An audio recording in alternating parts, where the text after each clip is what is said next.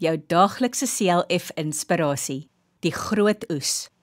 Hy sê toe vir sy disippels, die oes is groot, maar die arbeiders min.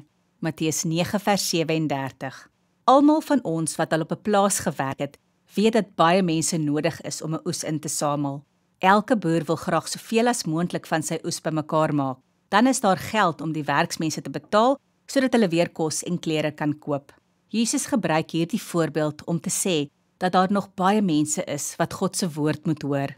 Dit is die oes wat ingesamel moet word vir God se koninkryk. Die probleem is dat daar so min mense is wat bereid is om God se woord aan ander te bring.